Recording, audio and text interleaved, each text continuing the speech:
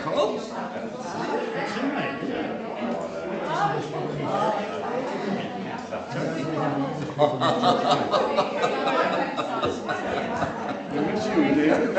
Two-minute warning.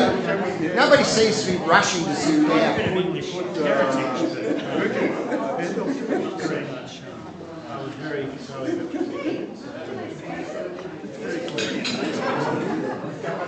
It'd be pretty hard if you had tickets for today. I do.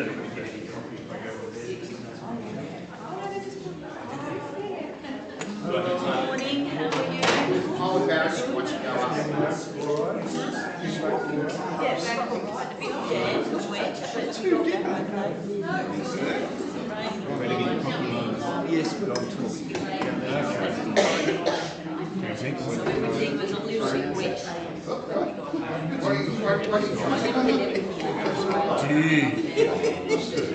How good is that?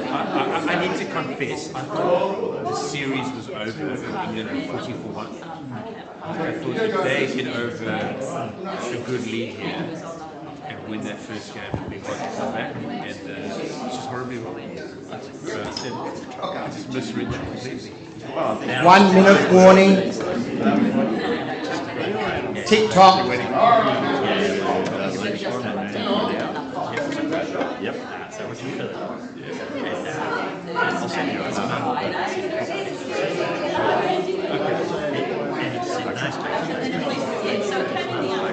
Okay, I'll send. Yeah, that'd be good because we want to talk Hey, don't jump ahead the queue, we're watching you. No, I'm joking.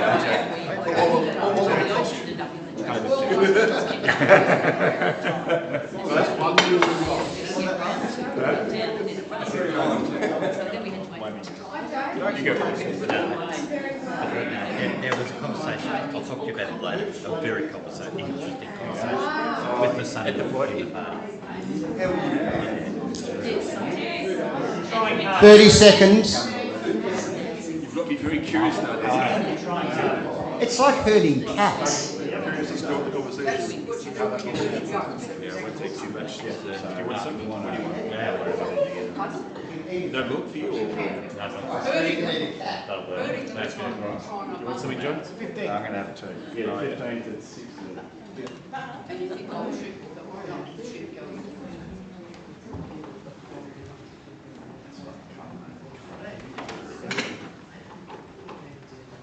Okay.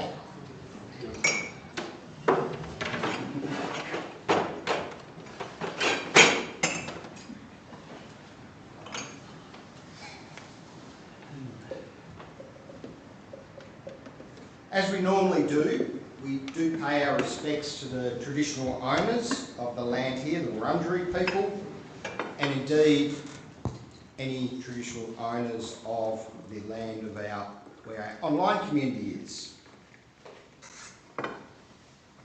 And a big welcome. Welcome to everyone. And this welcome is really just saying everyone is everyone. So, regardless of your race, gender, sexuality, spiritual path and convictions, welcome. Now, to start off, Janine and Robin, would you like a roll call? There's a bit of a gaggle here today. Okay, Janine, you can open the batting over there. I'm Janine. Robin. John? Edna. Bob. Anne. John? Judith. Andy? Janine. Peter? Over to you, Gwen. Simon? Julie. Carolyn. Isla and David. Col? Maria. Brian? Trevor. Sorry. Are you answering for Trev? Barbara, Ben. Sorry. Trev, would you like to say it again? Trevor?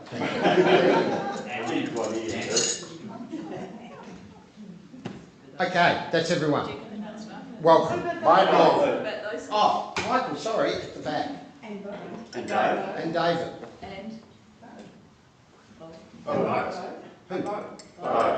Oh, Bo, yes. Who was Bo got online? I can't see him.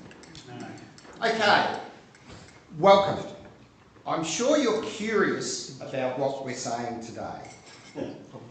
Oh, go back. Col's going to speak a little bit more about this later, and we're going to have Janine a bit later talking about her mother-in-law, Barbara, and John is going to see his lectern for a good 10 or 20 minutes at the end. But I promise we'll leave you plenty of time to get home and get comfortable to watch the cricket this afternoon.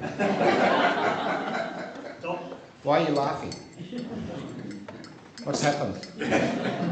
England won. Oh dear. I'm a man of lists, and you know what Google's like. Once you Google a list, the Google feed just doesn't forget. So I get lists all the time, the top 10 of any interesting subject. Who else likes top 10s? Thank you, Peter. You bailed me out there. This is for you, Peter. I love a top 10. Perhaps it goes back to my days watching Countdowns and those top 10 that was always at the end of the show. So I get top 10 concert performers, top 10 songs from 1978 that are still great, the top 10 aircraft routes, the top 10 sand shoes, the top 10 goats of all time in all sports.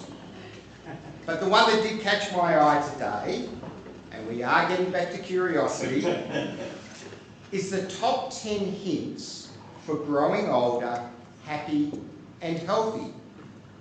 Now the list had all the normal markers.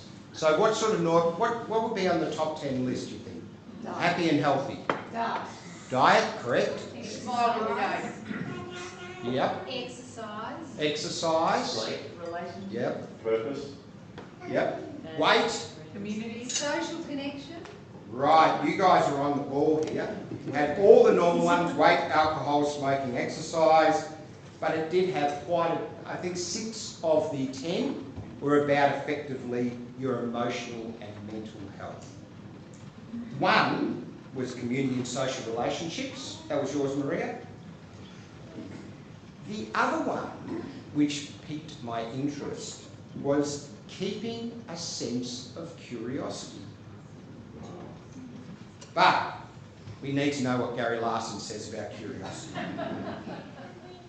Notice all the computations, theoretical scribblings and lab equipment norm. Yes, curiosity did kill these cats.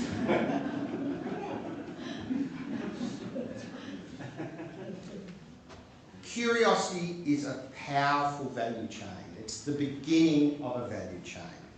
Curiosity to discovery, discovery leading to learning, learning leading to innovation, and innovation to benefit. A child is a wonder in its sense of curiosity. There is so much for them to discover. Now, this is really awkward because I've reached a point where I've realised that my boom is over there getting charged. Hold on a sec.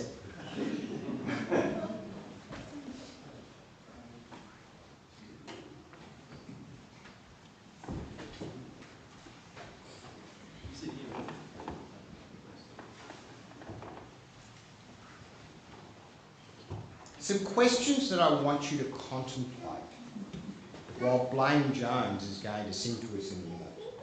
And Anne is going to light the Christ candle. Are you a curious person? Are you more curious or less curious these days? Have you lost your curiosity? If you have, do you miss it? What benefits come from your curiosity over your life? Why is curiosity so valuable to you? Contemplate that, and I'll put on a song.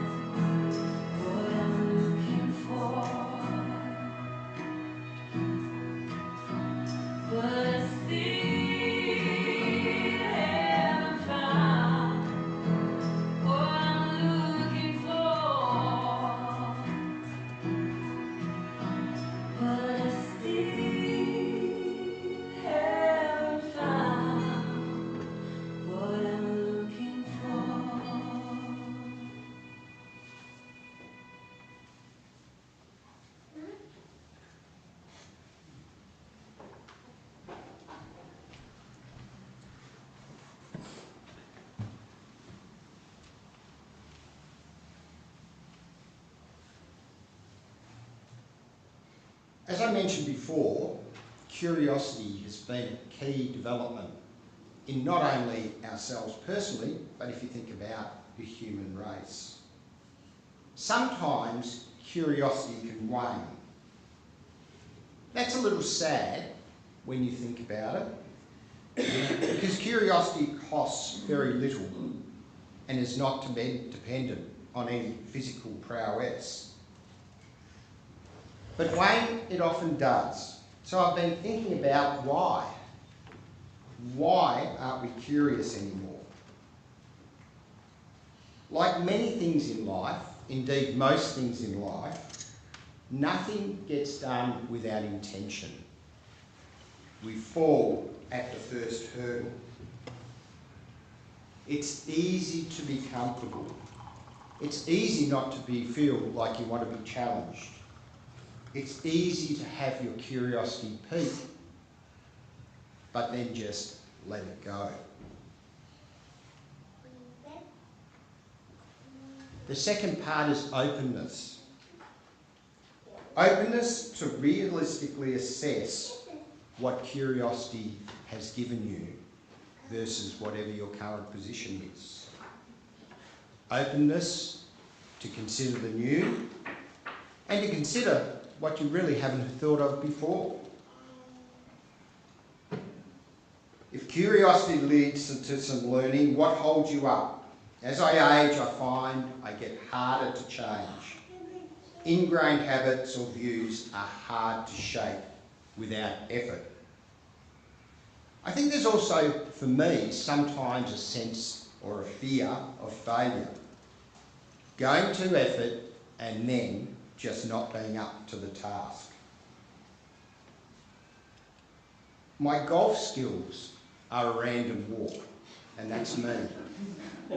There are changes I know have to be made, but my commitment to practice those changes is pretty low. So, I don't improve, funnily enough. So, where is my curiosity? What is Google telling me at the moment? They're very mixed, but I thought I'd share some with you. The first thing I'm curious about is why the Barmy Army have been allocated Bay 13 at this year's test match. That I find curious. I'm fascinated about how things work. That I'm curious about. I've got a thing at the moment about nuclear fusion, and that's a nuclear fusion reactor.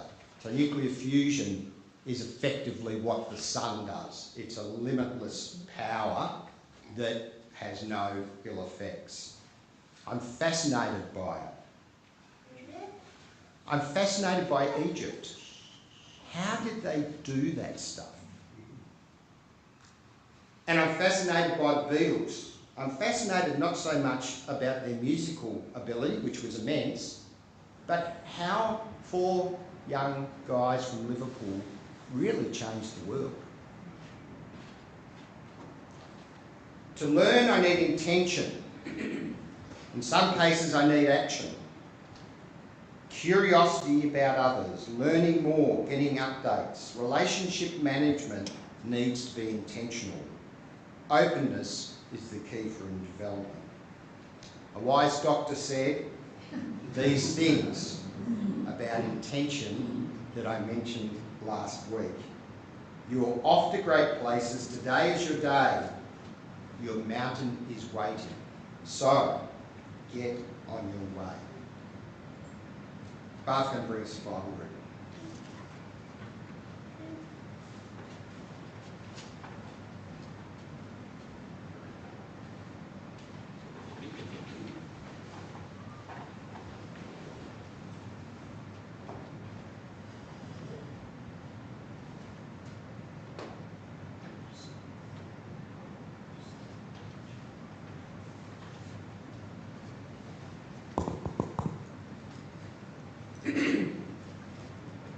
Our Bible reading today is from Matthew, chapter 16, verses 13 to 16.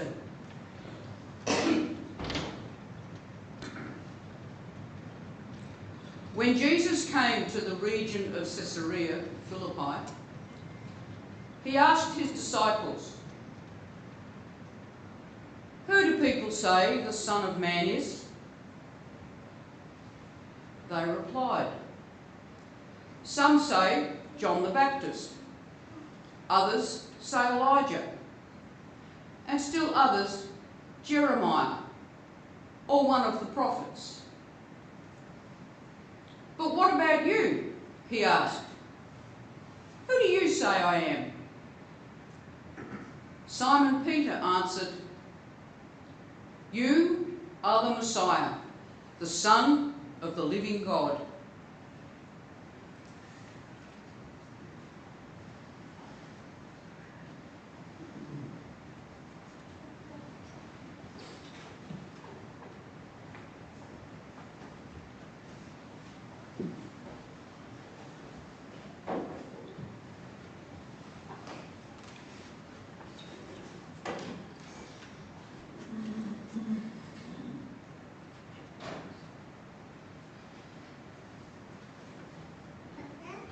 Morning, everyone. So I was curious this morning about what might happen and how I might feel if I sat here to give the talk.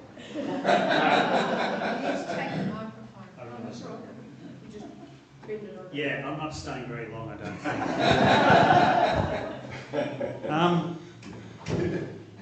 You need a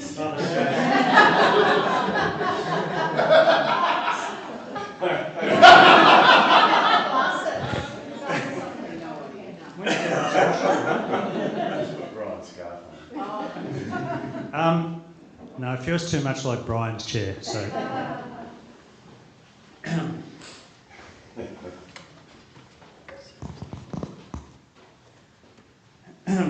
I've actually had a few messages from Brian this week. I'm really curious, Col, about what you can say today. Being curious is something I've aspired to for some time now. So just one moment.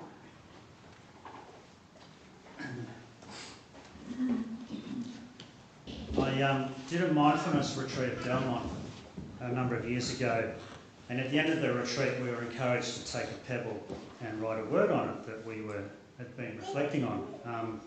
And I wrote curiosity on mine, and I took it home and put it on the mantelpiece, and then I went to look for it the other day and couldn't find it.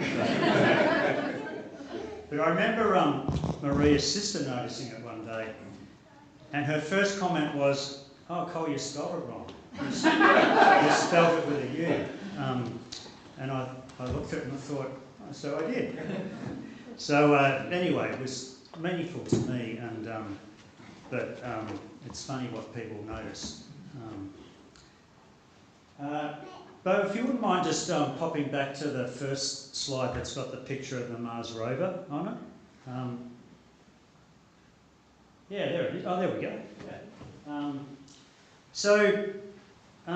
Thanks, Andrew, for stimulating our thinking about curiosity, and that was really cool to hear about how it was in that list of top 10 things about ageing. I had a quick look online about what curiosity means, and one definition was an eager wish to know or learn about something, and I really liked the eager bit of that. And another thing I was thinking about coming up to today is that, or one of the things that sort of maybe gave me the idea of talking about curiosity was that it's one of our principles from the mission strategy. So not only is it in the top 10 list, it's in our top 8 principles. So that's pretty cool. But Brian put me on to this pretty amazing feat of engineering and ingenuity, and this is the Mars rover called Curiosity, and it's about the size of a car, and it's currently in the Gale crater on Mars as part of NASA's Mars Science Laboratory mission. It was launched in November 2011 and landed in August 2012. And the landing site was less than 2.5 kilometres from the centre of the target area that they were aiming for, after travelling 560 million kilometres. So a pretty good job, really.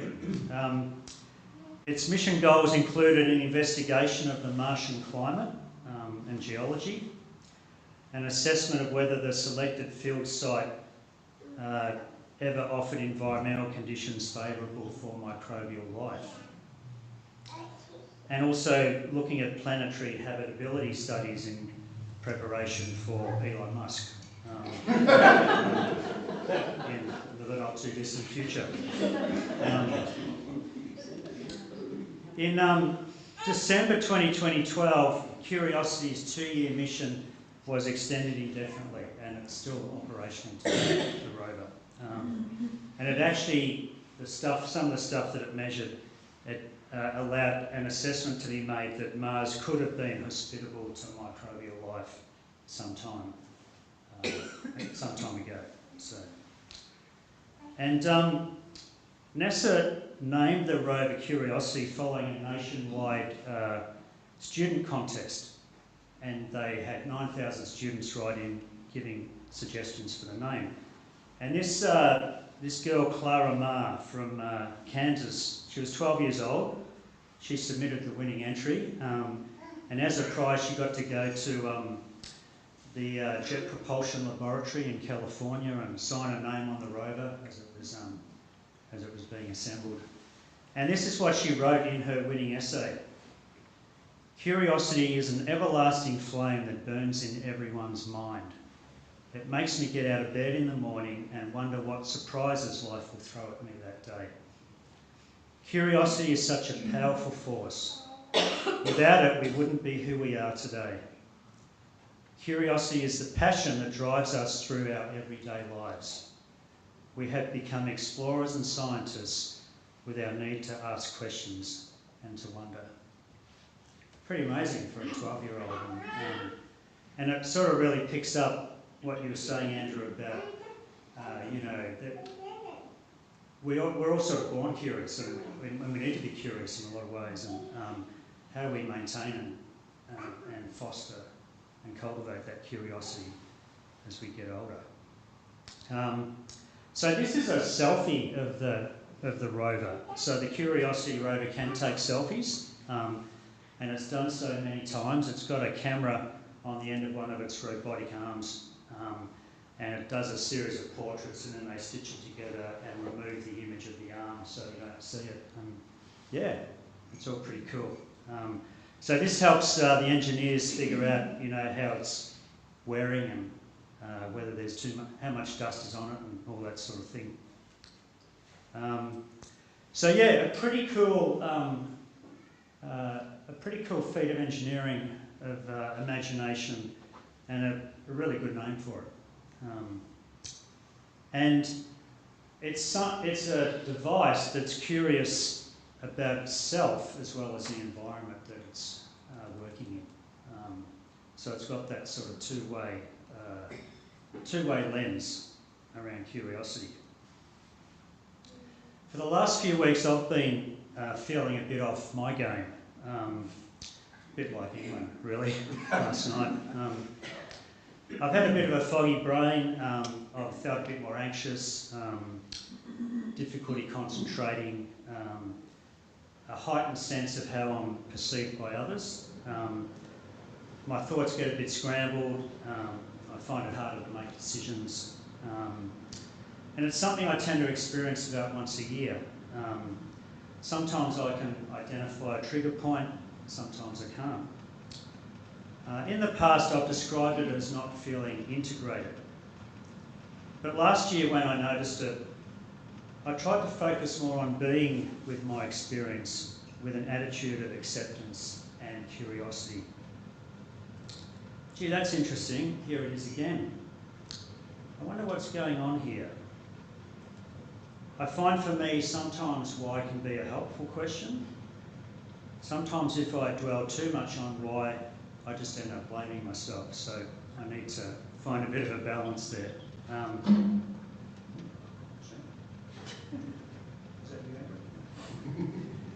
As I sat with what it felt like last year, what came to me was, this is me. I'm okay. I am enough. Being with my experience is still being integrated.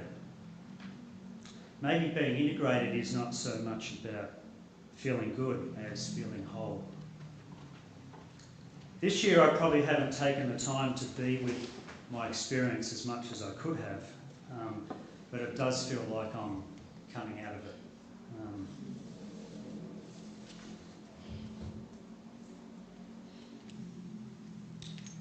Barb brought us the reading from Matthew, and Jesus was a very curious person.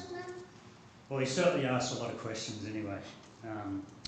One estimate I read was that he's recorded as asking 307 questions in the Gospels, so that's a lot of questioning. And interestingly, he was asked 183 questions, of which he only directly answers 3.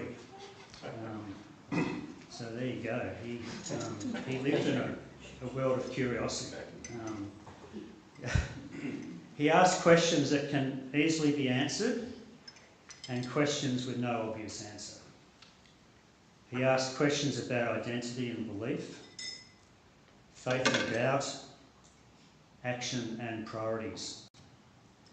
Jesus sought to prompt self-reflection, challenge assumptions, and expose duplicity. Even though I'm in my 60s, it continues to surprise me that not everyone thinks the same way that I do. Seeking to understand another person is so important. Rather than assuming we know what's going on or what the best outcome is, curiosity can help build connection and trust. I tend to do a lot of processing before I speak. Others prefer to think more out loud and work it out as they do that. I find how I respond to that is important. Having a curious mindset rather than a judging one is so helpful. Some time ago, Maria and I did a course on non-violent communication. It's a model developed by Marshall Rosenberg that uses observations, feelings, needs and requests to promote empathy and connection. So we went to, might have been Brunswick, I think, for the weekend. It provides a framework for expressing yourself honestly without judgment, blame or aggression, and for receiving feedback from others in a way that fosters compassionate understanding. The goal is to help people connect at a deeper level to resolve conflicts and meet each other's needs. While not specifically about asking questions, it is about deeply reflecting on what my motives are. And we found it a pretty powerful weekend with a group of people, and maybe we should get the notes out sometime and try and keep it a bit more fresh in mind. But it was a good process of just trying to be mindful of the impact you're having on other people, particularly when you're talking about difficult stuff. The workplace is another area where I find curiosity really helpful. I work for AusNet, and we distribute electricity and gas in Victoria. And one of our biggest risks is a power line falling down and starting a bushfire. And we only have to think back 15 years ago when that happened, and it was a devastating outcome for our state.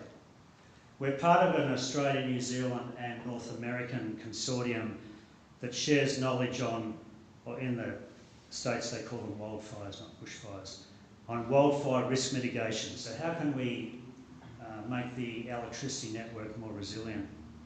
And recently we were asked to complete a survey to assess our maturity as an organisation in this space, and I offered to coordinate our responses. The survey was pretty long, it was about 200 questions, and I had to liaise with a number of people across the business who were sort of subject matter experts.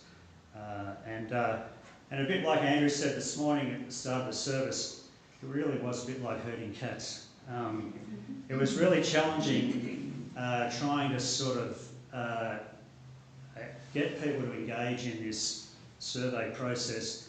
There are a couple of fairly big other priorities happening at work at the time, and the survey was due in at the end of October. We got an extension to the end of the first week in November. It came to that Friday. I was still waiting on a number of responses. And one of the guys I was waiting on is a guy called Brett. And Brett's a lovely guy.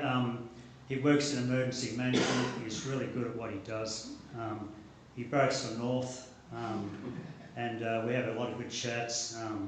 He's got a very full-on role, and I find it easier if I ask people to do stuff, and these people don't report to me, so you know it's all about influencing and collaborating, etc.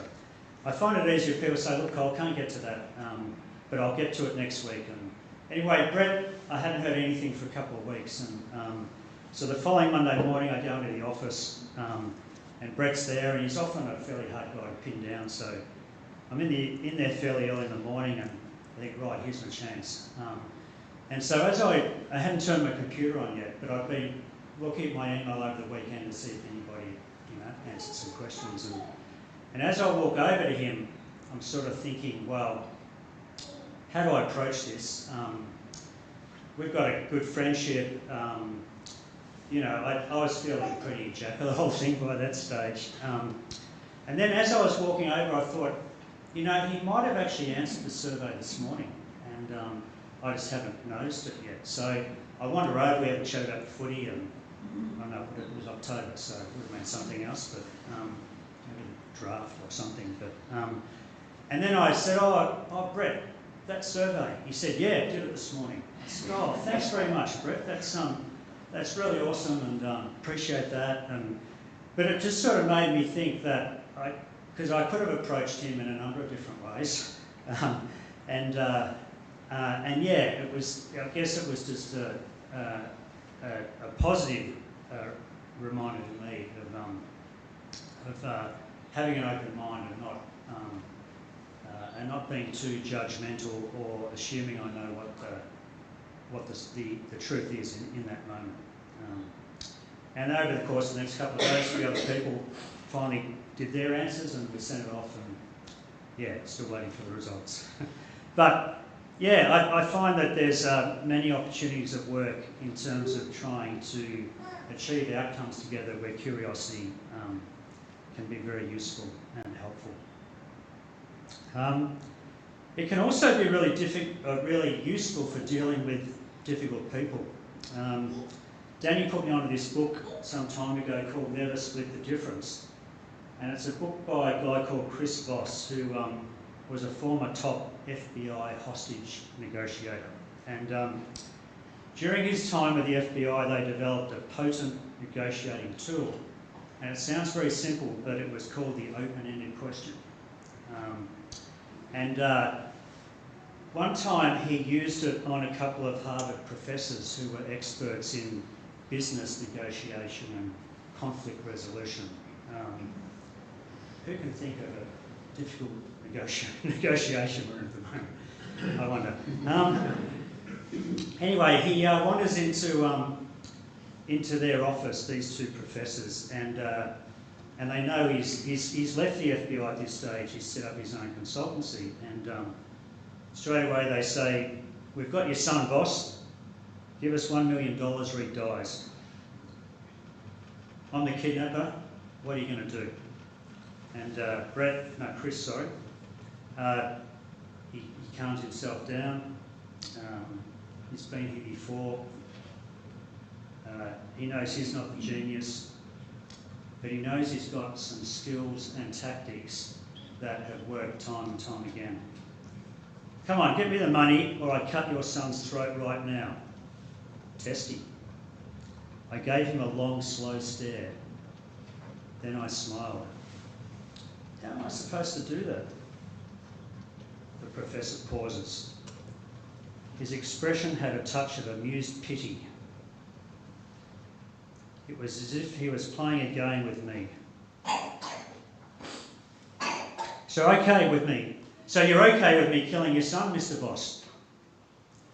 I'm sorry, Robert, how do I even know he's alive, I said, using an apology in his first name.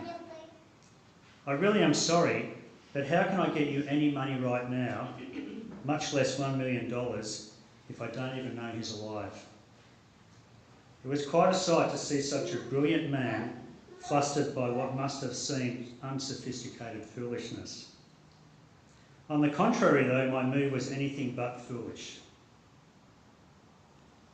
Having evolved these tactics for a number of years, we now call this tactic calibrated questions.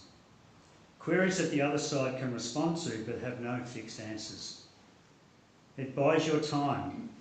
It gives your counterpart the illusion of control. They are the ones with the answers and power after all. And it does all that without giving them any idea of how constrained they are by it.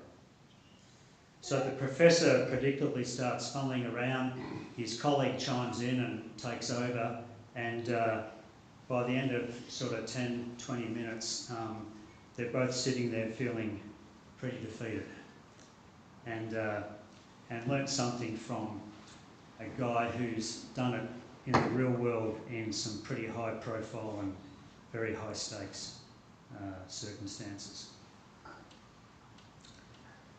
I find when the stakes are high, I often tend to become less curious.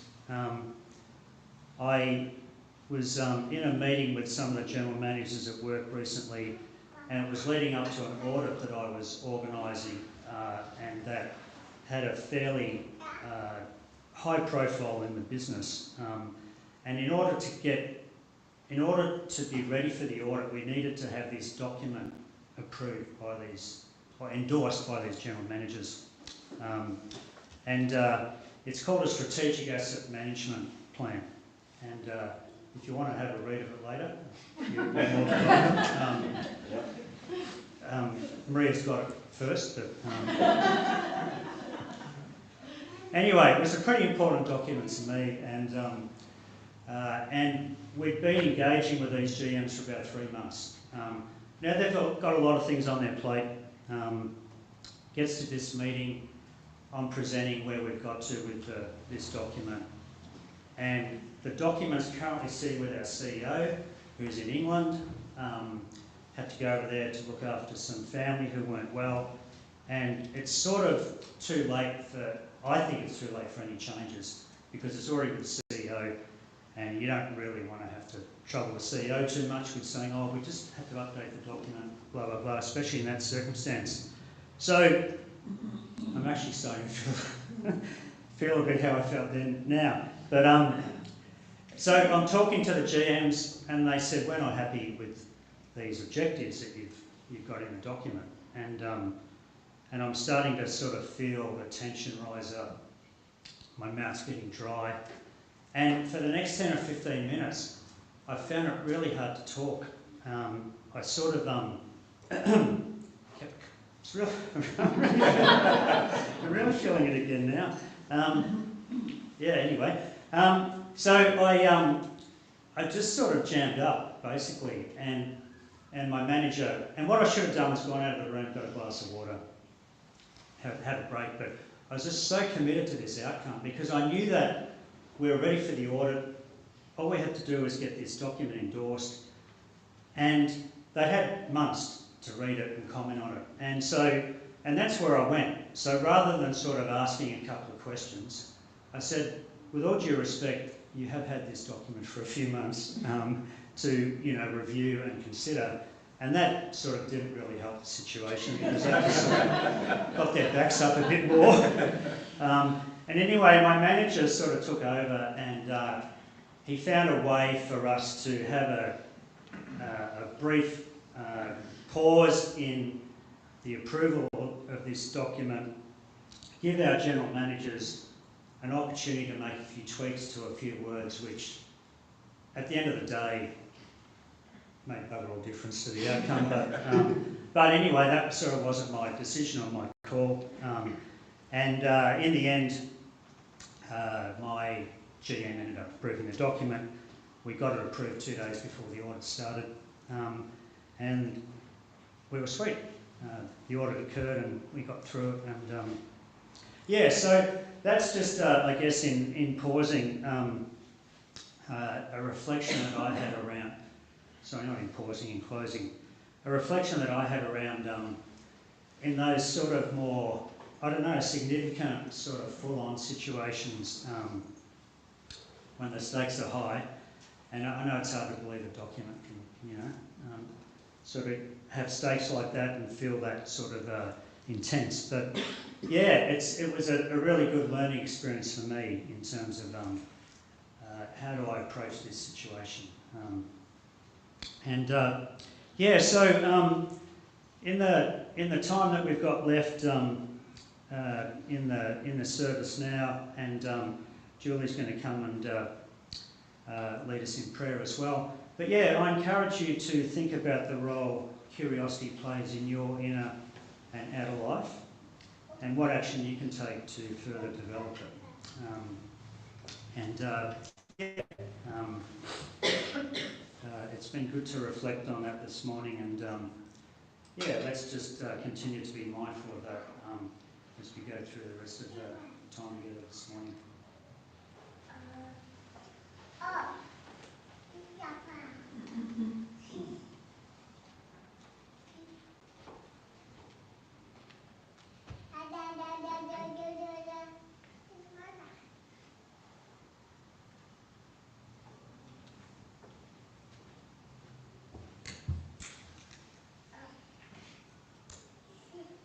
As we come to our time of prayer this morning, we're going to have throughout the prayer times of silence where you can just reflect yourselves. And I invite you, if at any point you'd like to come and light a candle, please feel free to do that too. Let's pray.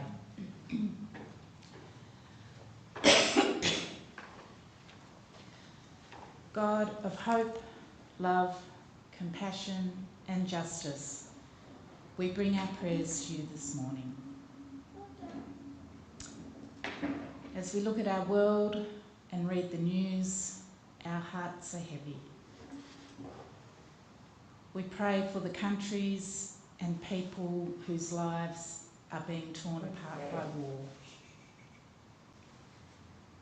We know there can be no end whilst leaders are acting from a desire for power and control. We ask for wisdom for those in power who are genuinely seeking to bring about peace.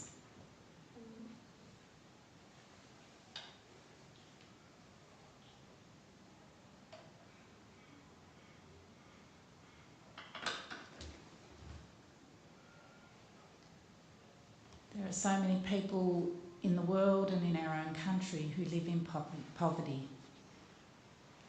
We give thanks for organisations who are seeking to bring justice and hope to these people. Help us to respond out of our own wealth in ways that are meaningful.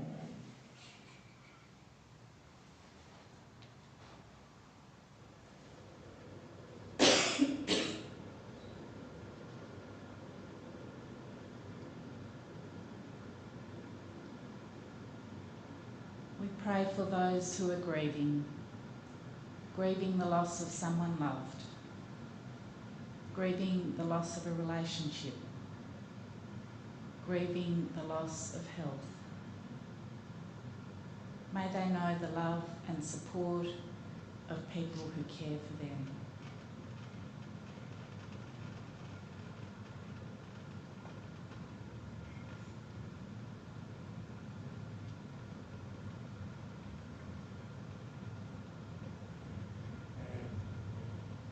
We pray for our church. We give thanks for this community where people can feel safe and valued. Help us to continue to reach out to those who need a community like ours.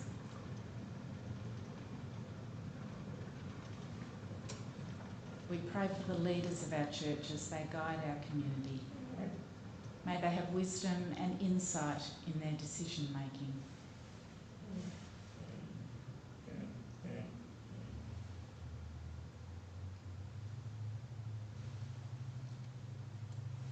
for the things in our lives that bring us joy, our families, friends, time alone, the beauty of the world around us.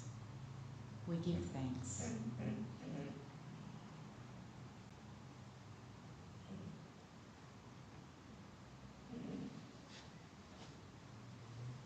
We take a moment now to offer our own prayers.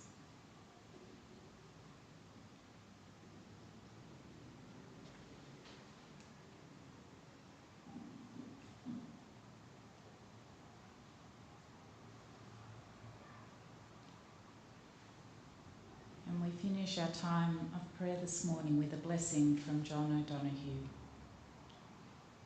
Awaken to the mystery of being here and enter the quiet immensity of your own presence. Have joy and peace in the temple of your senses. Receive encouragement when new frontiers beckon. Respond to the call of your gift and the courage to follow its path. Let the flame of anger free you of all falsity. May warmth of heart keep your presence aflame. May anxiety never linger about you. May your outer dignity mirror an inner dignity of soul. Take time to celebrate the quiet miracles that seek no attention. Be consoled in the secret symmetry of your soul. May you experience each day as a sacred gift woven around the heart of wonder. Amen.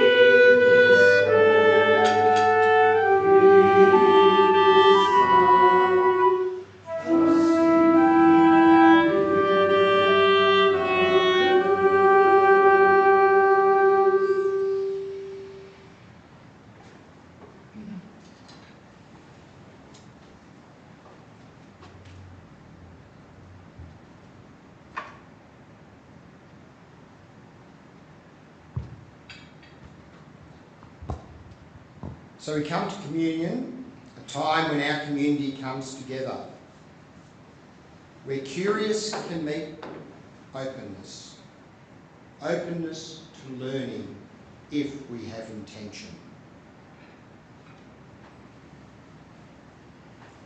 And he took the bread and gave thanks and broke it and gave it to them, saying, "This is my body given for you. Do this in remembrance of me."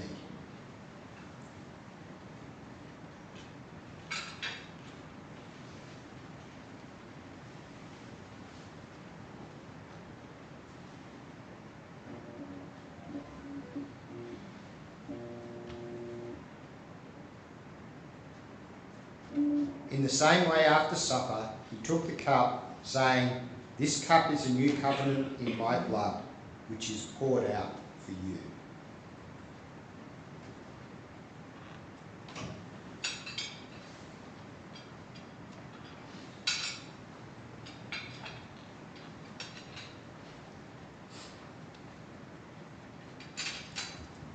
We're going to hear a bit from Janine. Do you want to come up, Janine? I think Julie's going first.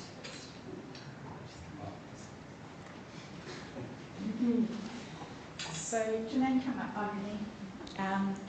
So many of you will have known Barbara Lord, Janine's mother-in-law, and Barbara died in early October this year, and she didn't want a funeral, and her family have respected that.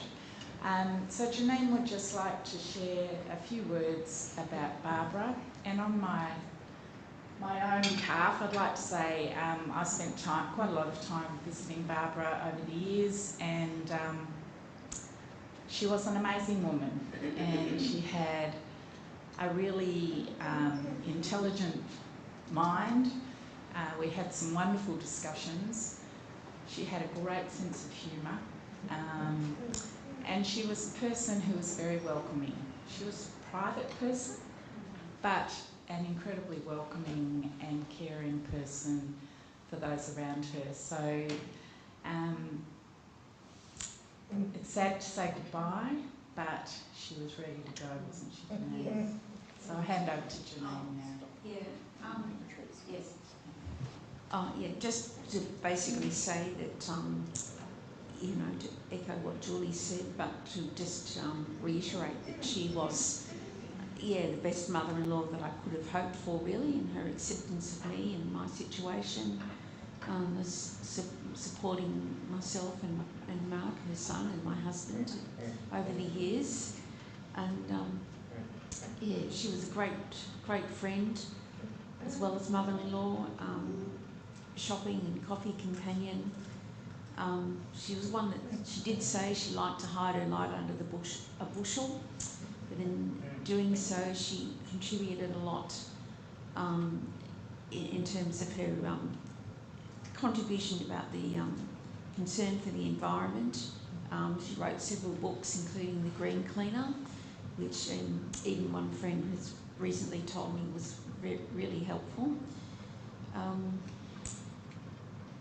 So basically, and one of her little quirks though was that when it was time to go home, she didn't mind telling you, "Well, you can go home now." And I'd just like to thank Julie and for her continued visits and support over the years, following Graham's death, and also the support of all you guys as well. Thanks, Janine.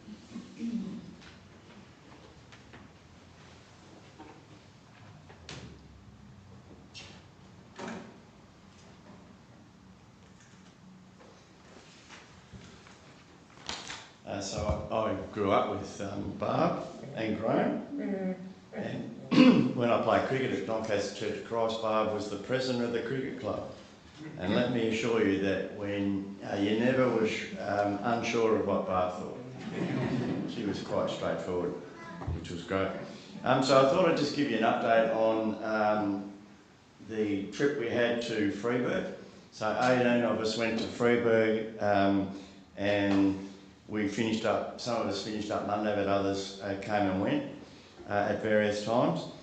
And I thought I'd the journalist amongst us wrote a blog or a newsletter called the Bright Times. So I thought I'd just read a couple of excerpts for you. The Mountain View Hotel, the Wandy, is a very homely pub, timber and well loved. Pulling both local and national beers, a good wine list and food makes it trendier than the facade would belie. The group settles outside at a long table in the beer garden. It is at this point an announcement is made by the doctor, who is now officially a professor again, having been granted an emeritus professorship. Then we have, in brackets, editor note. Is this a professor of anything specific or just a general vibe of knowledge and wisdom in an old person? Close brackets. He is known as the old professor, the artist previously known as the doctor. Ed wonders whether he will ask to be addressed by two titles. I left out a bit there, the reference to Prince Andrew. In either case, his usual wardrobe will perfectly fit the bill. Which brings the editor to musings on professors. He has a photo of Dumbledore and the professor from Gilligan's Island, so he has photos. Readers will no doubt nod their heads in agreement with sentiment here. Professor Albus Dumbledore helped Voldemort. Harry became a wizard and gave caftans anew. The 1960 professor had a name unknown to nearly all, Dr. Roy Hinckley. The fact that the 1960s intellectual giant was A, known only as the professor, and B, was also a doctor makes him a perfect role model for our own newly knighted professor/doctor. What are you talking about, John? No, I'm going to finish. It's like it's coming to a climax, Peter. It's okay, mate. Ed would suggest stranding him on a tropical island to really maximise his potential. So this is the ramblings of our editor in behind Julie there. I find it quite concise. So, but the really good news there is that David has been appointed as, where is he? He's down here. He's been appointed as an emeritus professor by the Nottingham University or University of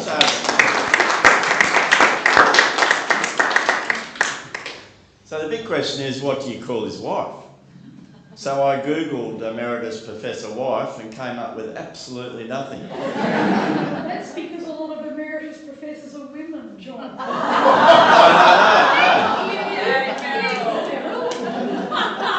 You don't call it emeritus professor is usually a man. No. Yes. Isn't it emeritus? Emeritar is a woman, according to Google. Although they can have both names. Anyway, we called Carolyn Roger. So, and if you want to know the details on that, just talk to Carolyn, she'll tell you. So the last entry from the Bright newsletter. Today we have a quiz of the day. Post-dinner, Alexis, which is Sue, my wife, channeled Tony Barber with a series of quiz questions from a birthday quiz app. They favoured the intellectual type, so Trev strode out with his literature knowledge. Ed did not have much to offer. Thanks, Andrew.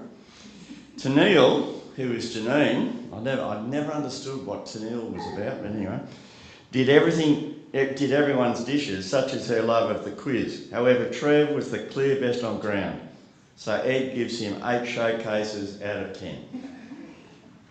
Anyway, so that was our trip. It was great. It's much better as an audio book, isn't it?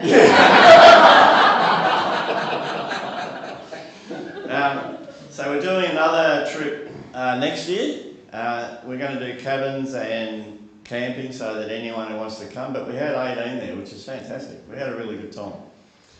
But the real reason I'm here is with some leadership team news. So yesterday the leadership team and the spirituality group met to do some deep work around ourselves, around how we work together and the issues around our properties. It was a really helpful and insightful day led by Andy Teakins. We'll have some more details probably after the next leadership team meeting, but clearly this is an issue that we now want to draw to a close but that will not be something that happens in the next couple of months. I'd like to thank Andy for his work yesterday. It was really, really good. The main reason I'm here is to announce the membership of the search committee. I let you know a couple of weeks ago that we would form the search committee, and the members of the search committee are Meryl Blair, Andrew Bruce, editor of the Bright Times, is the reason we put him on this committee, Andy Teakins and Janine Johnston. Now Janine has agreed to coordinate this group of wonderful people, which is really appreciated, Janine, so thank you.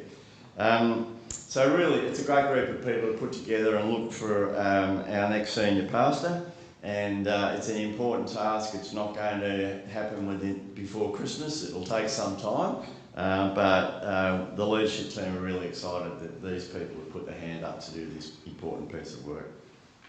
Thank you.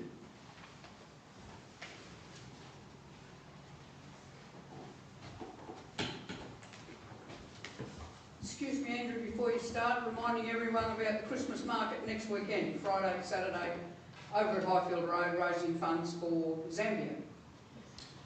Christmas market next week, raising funds for Zambia at Highfield Road property. And anyone who wants to help, contact Jane or Trine. No, Jane. Trine's busy. That's all right, contact me. Go see Barb. And thanks, John. That newsletter, you had to be there, right?